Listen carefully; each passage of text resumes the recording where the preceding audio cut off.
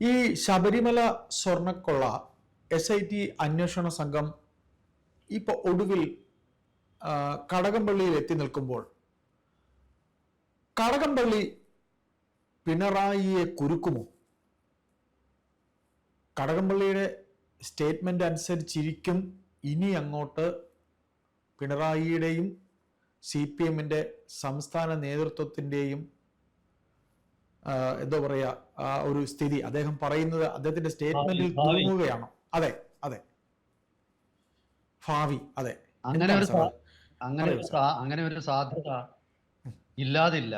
കാരണം ഇപ്പോ 40 ദിവസത്തിലധികമായിട്ട് ജയിലിൽ കിടക്കുന്ന CPM പത്തനംതിട്ട ജില്ലാ കമ്മിറ്റി മെമ്പറും തിരുവിതാംകൂർ ദേവസ്വം ബോർഡിന്റെ മുൻ പ്രസിഡന്റും പഴയ CPM MLAയുമായ A. പത്മകുമാറിന്റെ മൊഴികളിൽ കൂടെയാണ് ബാക്കി ഇപ്പോൾ പിന്നെ മുൻ ദേവസ്വം ബോർഡ് മെമ്പറായിരുന്ന വിജയകുമാർ ഉള്ളിൽ പോയതും അതുപോലെ തന്നെ പത്മകുമാറിലേക്ക് അന്വേഷണം SIT എത്തിച്ചതും. അപ്പോ ഇവരുടെ മൊഴികളിൽ വലിയ വൈരുദ്ധ്യമുണ്ട് എന്നാണ് പ്രാഥമികമായിട്ട് മാധ്യമങ്ങളിൽ നിന്നും വരുന്ന വാർത്തകൾ സൂചിപ്പിക്കുന്നത്. അതായത് ഈ പത്മകുമാറിനെ 3 മണിക്കൂർ ചോദ്യം ചെയ്തു, 100 ചോദ്യങ്ങൾ ചോദിച്ചു എന്നൊക്കെ മാധ്യമ വാർത്തകൾ വന്നിട്ടുണ്ട്. അതിൻ്റെ എണ്ണവും സമയവും ഒക്കെ ചെറിയ വ്യത്യാസമൊക്കെ ഉണ്ടായിരിക്കാം. പക്ഷെ എന്നിരുന്നാലും പത്മകുമാറിന്റെ ചോദ്യം ചെയ്യൽ കടകംപള്ളി സുരേന്ദ്രനാണോ സാർ ഉദ്ദേശിച്ചത്? 3 മണിക്കൂർ ചോദ്യം ചെയ്ത് 100 ചോദ്യങ്ങൾ? അതെ അതെ അതെ, കടകംപള്ളി സുരേന്ദ്രനെ തന്നെയാണ്. അങ്ങനെയാണ് മാധ്യമ വാർത്തകൾ വന്നിരിക്കുന്നത്. അതെ അതെ. അപ്പോ എനിക്ക് തോന്നുന്ന ഒരു കാര്യം, 27-ന് ചോദ്യം ചെയ്ത കടകംപള്ളി സുരേന്ദ്രനെ കുറിച്ചുള്ള വാർത്തകൾ പുറത്തു വന്നത്, ചോദ്യം ചെയ്യലിനെ കുറിച്ചുള്ള വാർത്തകൾ പുറത്തു വന്നത് 2 ദിവസം കഴിഞ്ഞിട്ടാണ്. എന്താ അതിന്റെ അർത്ഥം? അതായത് കടകംപള്ളിയുടെ പിന്നെ മൊഴികൾ SIT പരിശോധിച്ചിരുന്നു. അപ്പോൾ പ്രശ്നമൊന്നുമില്ലെങ്കിൽ അവർ ഈ വാർത്ത പുറത്ത്, എന്തായാലും ഈ വാർത്ത പുറത്തു വരണമെങ്കിൽ 2 മാർഗമേ ഞാൻ കാണുന്നു. ഒന്ന്, കടകംപള്ളി തന്നെ പുറത്തു വരും, കാരണം രഹസ്യമായിട്ട് വെച്ചോണ്ടിരിക്കുന്ന ഒരു സംഭവമാണ്. അതല്ലെങ്കിൽ പോലീസിൽ നിന്ന് പുറത്തു വരണം. ഈ 2 സോഴ്സസ് അല്ലേ ഉള്ളൂ. എന്ത് തോന്നുന്നു അയ്യപ്പദാസേ? തീർച്ചയായിട്ടും സാർ, തീർച്ചയായിട്ടും. പോലീസ് സംഘത്തിൽ നിന്നോ അല്ലെങ്കിൽ കടകംപള്ളിയിൽ നിന്നോ? ഇപ്പൊ കടകംപള്ളി ഏതായാലും പറയുമെന്ന് എനിക്ക് തോന്നുന്നില്ല. അതെ. പിന്നെ പോലീസ് സംഘത്തിൽ നിന്ന് തന്നെ ആയിരിക്കും പുറത്തു വന്നത്. തീർച്ചയായിട്ടും. പോലീസ് സംഘത്തിന് ഈ മൊഴികളിൽ എന്തെങ്കിലും പ്രശ്നമുണ്ടെന്നും ഭാവിയിൽ ഇതില് ഇയാള് പിന്നെ മറ്റുള്ളവരെ കുരുക്കുമെന്നും സ്വയം കുരുങ്ങുമെന്നും പോലീസ് സംഘത്തിന് തന്നെ ആർക്കൊക്കെയോ തോന്നിയത് കൊണ്ടാവണം അവരിത് ലീക്ക് ഔട്ട് ചെയ്തതെന്നാണ് ഞാൻ കരുതുന്നത്. അല്ലെങ്കിൽ ഇത് ലീക്ക് ഔട്ട് ചെയ്യത്തില്ല. കാരണം ഇത് വളരെ പെർഫെക്റ്റ് ആയിട്ടുള്ള ഒരു സൂക്ഷ്മതയോടുകൂടിയുള്ള ഒരു മൊഴിയായിരുന്നു കടകംപള്ളി സുരേന്ദ്രൻ്റേതെങ്കിൽ അത് അങ്ങനെ പുറത്തു വരില്ല. കടകംപള്ളി അത്ര നിസ്സാരനൊന്നുമല്ല. CPMൽ സ്വന്തമായി സ്വാധീനവും വ്യക്തിത്വമുള്ള ഒരു നേതാവാണ്. വർഷങ്ങളുടെ പാരമ്പര്യമുള്ള ആളാണ്. എത്രയോ വർഷങ്ങളായിട്ട് പാർട്ടിയുടെ പല തലങ്ങളിൽ പ്രവർത്തിച്ചു. സംസ്ഥാന കമ്മിറ്റി മെമ്പറാണ്. അതുപോലെ തിരുവനന്തപുരം ജില്ലയിൽ നിന്നുള്ള MLA ആണ്. മന്ത്രിയായിരുന്ന ആളാണ്. ചെറിയ ആളല്ല. അതായത് വമ്പൻ സ്രാവ് തന്നെയാണ്. ഏറ്റവും വമ്പൻ അല്ലെങ്കിലും അതിനോട് അടുത്തൊക്കെ നിൽക്കുന്ന വമ്പൻ സ്രാവിന്റെ വശങ്ങളിലൂടെ നീന്തി തുടിക്കുന്ന ഒരു സഹായി സ്രാവ് തന്നെയാണ്. തീർച്ചയായിട്ടും. അപ്പൊ അദ്ദേഹത്തിന്റെ മൊഴികളിൽ എവിടെയൊക്കെയോ പ്രശ്നമുണ്ട്. ഇത് വ്യക്തമായി മനസ്സിലാക്കിയിട്ട് തന്നെയായിരിക്കും ഇത് ലീക്ക് ഔട്ട് ചെയ്തവര് ഈ വസ്തുതകളൊക്കെ ലീക്ക് ചെയ്ത് വിട്ടിരുന്നത്. അപ്പൊ തന്നെ അതിൽ പ്രശ്നമുണ്ട്. പിന്നെ ഇത്ര നാളും ചോദ്യം ചെയ്യാതെ SIT എന്തുകൊണ്ടാണ് പെട്ടെന്ന് കടകംപള്ളിയെ ചോദ്യം ചെയ്തത്? അത് പോലീസിന്റെ ഒരു സുതാര്യത ഒന്നും കൊണ്ടാണെന്ന് ഞാൻ കരുതുന്നില്ല. കാരണം ഈ 6-ാം തീയതി ഹൈക്കോടതിയിൽ അന്വേഷണത്തിന്റെ റിപ്പോർട്ട് സമർപ്പിക്കേണ്ടതാണ്. അതായത് ഇന്നിപ്പം 31 ഇനി 5 ദിവസം കൂടെ അന്വേഷണത്തിലുള്ളൂ. അപ്പൊ എന്തെങ്കിലും ചെയ്തെന്ന് വരുക. ഇന്നലെ ഈ കഴിഞ്ഞ ദിവസവും ഹൈക്കോടതിയുടെ ഭാഗത്തു നിന്നും പ്രതികൂലമായ പരാമർശങ്ങൾ ഉണ്ടായി എന്നാണ്. വമ്പൻ സ്രാവുകളിലേക്ക് എന്തുകൊണ്ട് എത്തുന്നില്ല എന്ന തരത്തിൽ ഹൈക്കോടതി ചോദ്യം ചോദിച്ചു എന്നാണ് മാധ്യമങ്ങളിൽ നിന്നൊക്കെ ഞാൻ മനസ്സിലാക്കുന്നത്. അപ്പോൾ സ്വാഭാവികമായിട്ടും ഈ 6-ാം തീയതി ഹൈക്കോടതിയുടെ മുന്നിൽ ചെല്ലുമ്പോൾ അന്വേഷണ ഉദ്യോഗസ്ഥൻ SP ആയിട്ടുള്ള പിന്നെ ശശിധരൻ, അതുപോലെ അഡീഷണൽ DGP വെങ്കടേഷ്, ഇവരൊക്കെ നിന്ന് വിയർക്കും. അപ്പൊ അതിനു മുമ്പ് അവരെന്തെങ്കിലും ചെയ്യണം. ഈ ശങ്കരദാസ് എന്ന് പറയുന്ന തിമിംഗലത്തെ ഇതുവരെ പിടിച്ചിട്ടുമില്ല. ശങ്കരദാസ് പണത്തിലും സ്വാധീനത്തിലും ഒക്കെ കടകംപള്ളിയുടെയും മുകളിൽ പറക്കുന്ന ഒരാളാണ്. ശങ്കരദാസിന് മുകളിൽ പരുന്തും പറക്കത്തില്ല എന്ന് വേണമെങ്കിൽ പറയാം. അദ്ദേഹത്തിൻ്റെ മകൻ പോലീസിലെ DIG, അദ്ദേഹത്തിൻ്റെ ബന്ധുക്കളൊക്കെ തിരുവനന്തപുരത്തെ വലിയ കോടീശ്വരന്മാർ, ബിൽഡർമാർ, ഇങ്ങനെയൊക്കെയുള്ള വലിയൊരു പശ്ചാത്തലമുള്ള ശങ്കരദാസ് പുറത്തു നിന്ന് കറങ്ങുകയാണ്. അപ്പോൾ ശങ്കരദാസിനെ പിന്നെ തൊടുന്നില്ല. തൽക്കാലം എനിക്ക് തോന്നുന്നു ശങ്കരദാസിനെ തൊടാതിരിക്കാൻ കടകംപള്ളിയിലേക്ക് തോക്ക് തിരിച്ചു. അതായിരിക്കും സംഭവിക്കാൻ പോകുന്നത്. ഞാൻ മുമ്പേ പറഞ്ഞാൽ പണത്തുക്ക് മീതെ പരുന്തും പറക്കില്ല.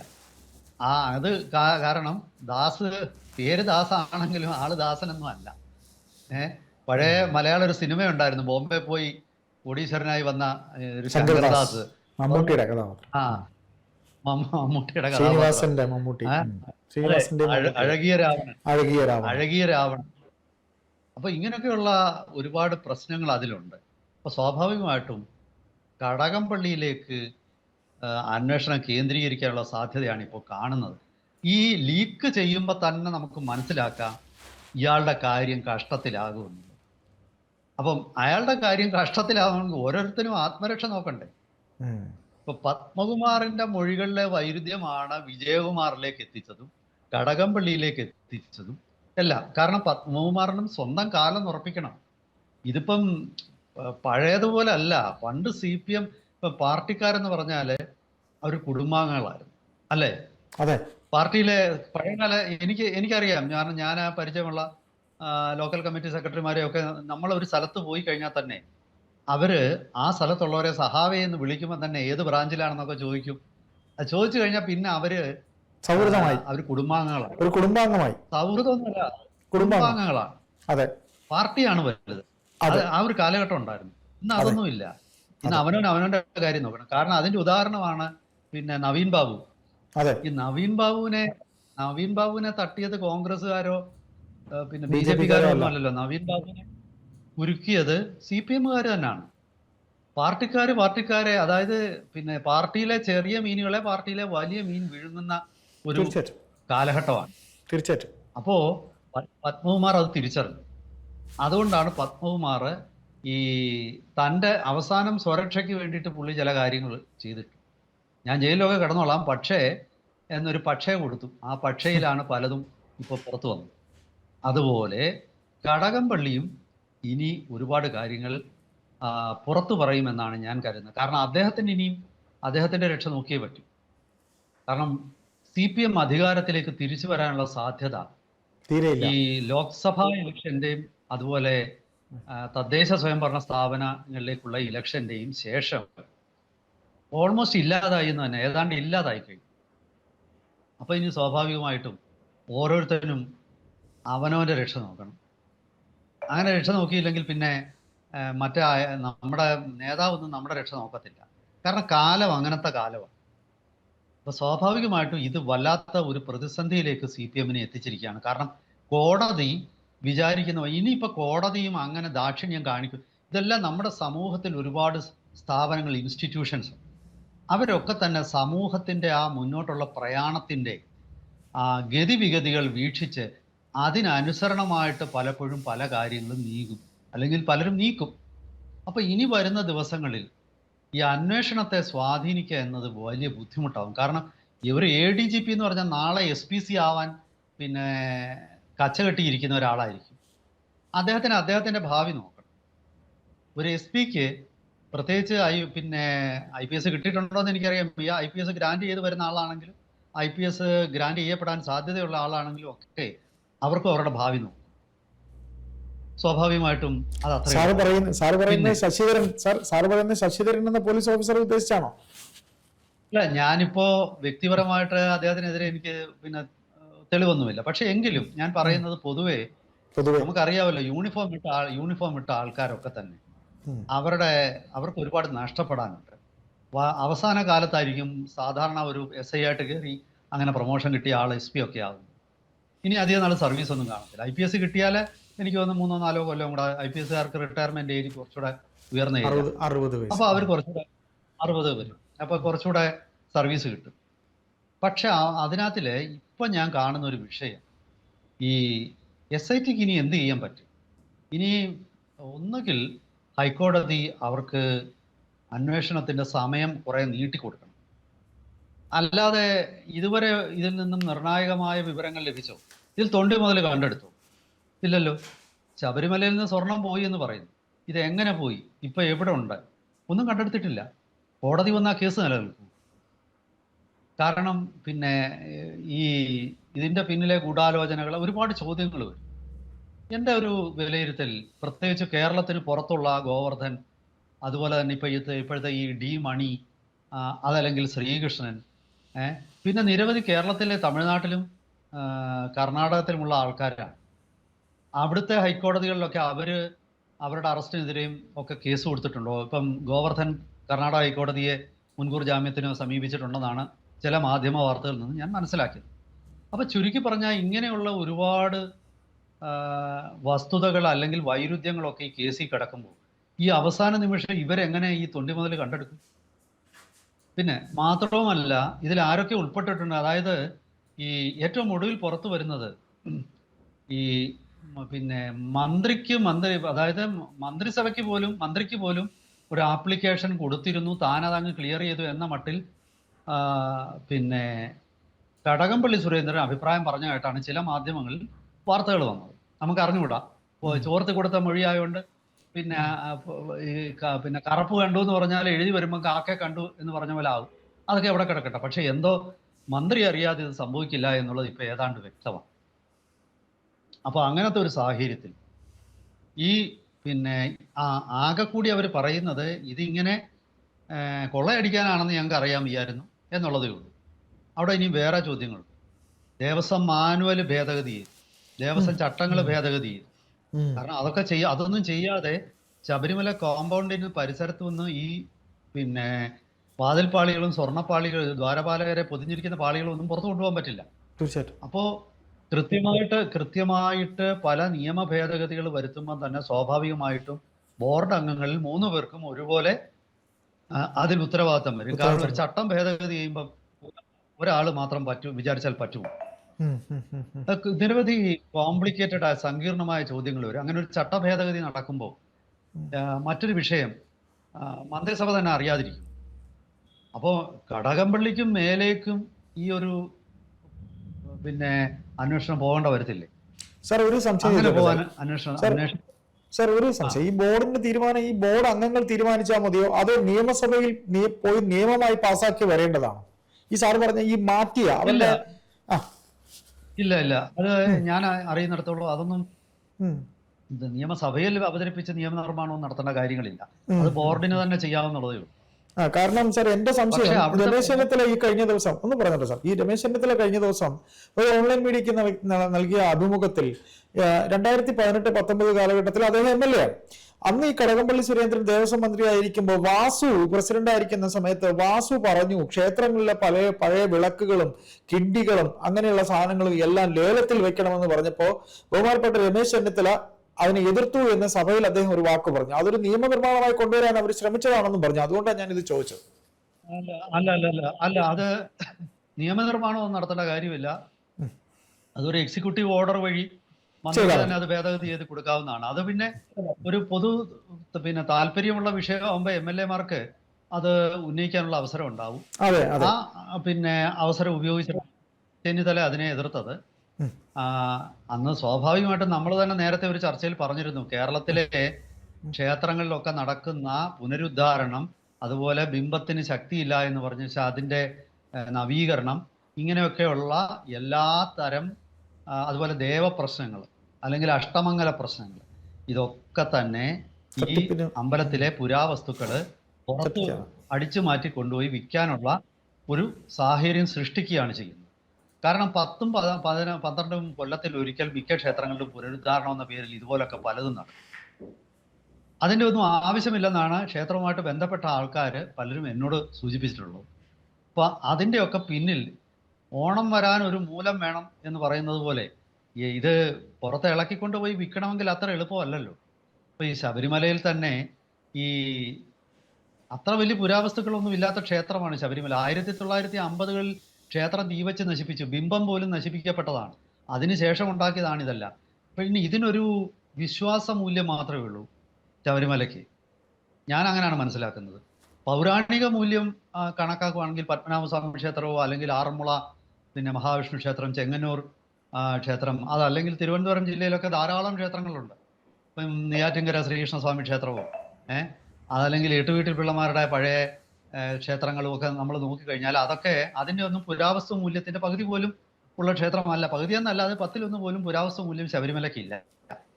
ശബരിമലയ്ക്ക് അങ്ങനെ വലിയ സ്വർണ്ണ ഭണ്ഡാരമോ ഒന്നുമില്ല. കാരണം കിട്ടുന്നതൊക്കെ അന്നേരം അടിച്ചു മാറ്റിക്കൊണ്ടിരിക്കുകയാണ് എല്ലാ വർഷവും. ഇതിൻ്റെയൊക്കെ ഭയം എവിടെയാണെന്ന് അറിയാമോ? അതായത് ശബരിമലയിലെ ഓഡിറ്റിംഗ് ഇല്ല എന്നുള്ള പൊതുവിഷയത്തിലേക്ക് കോടതിയിൽ വാദം വരുമ്പോൾ ഇതെത്തും. അങ്ങനെ വരുമ്പോൾ സ്വാഭാവികമായിട്ടും അവിടെ ഇതുവരെ ലഭിച്ച വരവ് പിന്നെ അതുപോലെ തന്നെ അതിലെ രൂപ എത്ര, വെള്ളി എത്ര, സ്വർണം എത്ര, ഇനം തിരിച്ചുള്ള പട്ടികകളുണ്ടോ എന്ന് ചോദിക്കും. അതെന്ത് ചെയ്തു എന്ന് ചോദിക്കും. വലിയ സങ്കീർണതകളിലേക്കാണ് ഈ അന്വേഷണം. യഥാർത്ഥത്തിൽ കൃത്യമായിട്ട് CBIയുടെ കയ്യിൽ എത്തുകയും BJPയും CPM-ഉം തമ്മിൽ അന്തർധാരകളൊന്നും ഇല്ലാതെ ഇരിക്കുകയും ചെയ്താൽ മുഖ്യമന്ത്രിക്ക് ഒരുപാട് വിയർക്കേണ്ട വരും എന്ന് തന്നെയാണ് ഞാൻ മനസ്സിലാക്കുന്നത്. സാക്ഷാൽ പിണറായിയുടെ ഓഫീസിലേക്ക് തന്നെ അന്വേഷണം എത്തും. കാരണം സാമാന്യ ബുദ്ധിയുള്ള ആർക്കും അതറിയാം. കാരണം മന്ത്രിസഭയ്ക്ക് കൂട്ടുത്തരവാദിത്വമുണ്ട്. ദേവസ്വം മന്ത്രി വിചാരിച്ചാലും ചുമ്മാ അങ്ങ് ചെയ്യാൻ പറ്റും. CPM പോലുള്ള ഒരു രാഷ്ട്രീയ പാർട്ടിയിൽ, പ്രത്യേകിച്ചും ശബരിമല പോലെ ഒരിക്കൽ കൈകൊള്ളിയ ഒരു വിഷയത്തിൽ ഒരു കാര്യത്തിന് ഇടപെടുമ്പോൾ സ്വാഭാവികമായിട്ടും പല തലങ്ങളിൽ നിന്നും ഇത് അന്വേഷണം വരും. അപ്പോൾ ഇനി വേറൊരു ചോദ്യം വരും, പാർട്ടിയിലെ നേതാക്കന്മാർ ഇത് അറിഞ്ഞില്ലേ? പാർട്ടി അന്നത്തെ സംസ്ഥാന സെക്രട്ടറിക്ക് ഇത് അറിയാമായിരുന്നു. ചോദ്യമാണ്, ആ സംസ്ഥാന സെക്രട്ടറി അറിഞ്ഞെങ്കിൽ അത് പാർട്ടിയിൽ ചർച്ച ചെയ്യപ്പെട്ടിട്ടുണ്ടോ? ഏതെങ്കിലും സംസ്ഥാന കമ്മിറ്റി യോഗത്തിൽ ഇത് ചർച്ച ചെയ്തിട്ടുണ്ടോ? അല്ലെങ്കിൽ സെക്രട്ടേറിയറ്റ് യോഗത്തിൽ ചർച്ച ചെയ്തിട്ടുണ്ടോ? ചിലപ്പോൾ അങ്ങനെയൊക്കെ സംഭവിച്ചിരിക്കാം. കാരണം ശബരിമല വിഷയമാണ്. ശബരിമല വിഷയം എന്തായാലും പാർട്ടി ചർച്ച ചെയ്തിട്ടുണ്ടാകും. പാർട്ടി ചർച്ചയുടെ മിനിറ്റ്സ് ഉണ്ടോ? ഇവിടെ മിനിറ്റ്സുകളിലും പല ദേവസ്വത്തിന്റെ ചർച്ച, പിന്നെ ബോർഡിൽ തന്നെ ചർച്ച ചെയ്ത മിനിറ്റ്സുകളിലും ഒക്കെ തന്നെ ചില തിരിമറികൾ നടത്തിയിട്ടുണ്ട്. ഒരുപാട് എന്നൊക്കെയുള്ള സംശയം ഇപ്പം ചോദ്യങ്ങൾ വരുന്നുണ്ട്. അപ്പം ഞാൻ പറഞ്ഞു വരുന്നത്, ഇവരുടെ എല്ലാ മൊഴികളുടെ വൈരുദ്ധ്യം പ്രഥമ ദൃഷ്ട്യാ ഉണ്ടെന്നാണ് മാധ്യമ വാർത്തകളിൽ നിന്ന് നമ്മൾ മനസ്സിലാക്കുക. ഇവരെ ഒരുമിച്ചിരുത്തി ചോദ്യം ചെയ്യുമ്പോൾ ഈ മൊഴികളിലെ വൈരുദ്ധ്യം ചൂണ്ടിക്കാണിച്ച് പോലീസ് ഉദ്യോഗസ്ഥന്മാർ ഇവരോട് ചോദ്യം ചോദിക്കുമ്പോൾ എന്ത് മറുപടിയായിരിക്കും ഇവർ പറയുന്നത്? അത് വളരെ പ്രധാനമാണ്. കാരണം ഇതുവരെയുള്ള എല്ലാ വിഷയങ്ങളിലും ഇവർ പരസ്പരം കുരുക്കാനായിട്ട്, കാരണം ഓരോരുത്തരും അവരുടെ സുരക്ഷ ഉറപ്പുവരുത്താൻ ശ്രമിക്കും. താങ്കളുടെ സുരക്ഷ ഇത് കൃത്യമായിട്ട് ഞാൻ പറഞ്ഞാൽ, ഈ അന്വേഷണം ഒരു 75% സത്യസന്ധമാണെങ്കിൽ CPM എന്ന് പറയുന്ന, അതായത് ഞാൻ പിണറായി മന്ത്രിസഭയെന്നല്ല ഞാൻ പറയുന്നത്, CPM എന്ന് പറയുന്ന മഹാപ്രസ്ഥാനത്തിന്റെ അടിവേരുകൾ തന്നെ ഇളകി തുടങ്ങാൻ പര്യാപ്തമായൊരു വിഷയമാണ്. കാരണം ഇത് അവിടെ നിൽക്കില്ല. ഈ വെറും ഒരു ദ്വാരപാലകനെ പൊതിഞ്ഞിരിക്കുന്ന സ്വർണ്ണപ്പാളികളിലല്ല ഇതിൻ്റെ വിഷയം. ഇത് ക്ഷേത്രങ്ങളുടെ അമൂല്യ വസ്തുക്കൾ, ക്ഷേത്രങ്ങളുടെ സ്വത്തുക്കൾ, ക്ഷേത്രങ്ങളുടെ നിക്ഷേപങ്ങൾ, ഇതൊക്കെ സർക്കാർ ഏത് രീതിയിൽ ദുരുപയോഗം ചെയ്തു എന്നുള്ളതിനെക്കുറിച്ചുള്ള ഒരുപാട് ഞെട്ടിപ്പിക്കുന്ന വിവരങ്ങൾ പുറത്തു വരും. അങ്ങനെ പുറത്തു വന്നാൽ അത് കേരളത്തിൽ പാർട്ടി ഇതുവരെ ക്ഷേത്രവുമായിട്ട് ബന്ധപ്പെട്ട് സ്വീകരിച്ചിരുന്ന നിലപാടുകൾ ഇത്തരം അഴിമതിക്ക് വേണ്ടിയാണ് എന്നൊരു വാദം ശക്തനായ ഒരു BJP നേതാവ് ഉന്നയിച്ചാൽ പാർട്ടിക്ക് തടുക്കാൻ ബുദ്ധിമുട്ട് വരും. കാരണം ഒരുപാട് നേതാക്കന്മാർ ഇപ്പൊ തന്നെ ജയിലിൽ കിടക്കുന്നതൊക്കെ പാർട്ടിക്കാരല്ലേ. ഇനി പാർട്ടിക്ക് ബന്ധമില്ലെന്ന് പറയാൻ പറ്റും. 40 ദിവസമായിട്ട് ജയിലിൽ കിടക്കുന്ന ഒരുത്തൻ ജില്ലാ കമ്മിറ്റി മെമ്പറാണ്. അയാൾക്കെതിരെ ഒന്നും നടപടി സ്വീകരിച്ചിട്ടില്ലല്ലോ. ഇപ്പം രാഹുൽ മാങ്കൂട്ടത്തിൽ പുറത്തു പോകണമെന്ന് പറയുന്നു. പിന്നെ വലിയ സമരമൊക്കെ നടത്തിയ ആൾക്കാർ സ്വന്തം പാർട്ടിയിലെ ഈ പിന്നെ FIR-ൽ പേര് വന്നു എന്ന് മാത്രമല്ല, ജയിലിൽ കിടക്കുക, ജാമ്യം കിട്ടിയിട്ടില്ല. കോടതി ജാമ്യം നിഷേധിച്ച ആൾ ഇപ്പോഴും ജില്ലാ കമ്മിറ്റി മെമ്പറാണ്. എങ്ങനെ ഇരിക്കാൻ പറ്റുന്നു പാർട്ടിക്ക്? എവിടെയാണ് നീതിബോധം? കയ്യൂക്കും ഭരണ അധികാരവും കേസെടുക്കാനുള്ള അധികാരവും ഒക്കെ കൊണ്ട് മാത്രം നിലനിൽക്കുന്ന ഒരു ചീട്ടുകൊട്ടാരമാണ്. അപ്പൊ സാറ് പറയുന്നത് കടകംപള്ളിയിൽ നിന്ന് കിട്ടിയ ആ ലീഡ് വെച്ച് മുഖ്യമന്ത്രിയുടെ ഓഫീസിലേക്ക് എത്താൻ തന്നെയാണ്. തീർച്ചയായിട്ടും അങ്ങനെ തന്നെയാണ് ഞാൻ കരുതുന്നത്. എന്തായാലും പാർട്ടിക്ക് വലിയ ബുദ്ധിമുട്ടുണ്ടാകും എന്നാണ് ഞാൻ ഉറച്ചു വിശ്വസിക്കുന്നത്.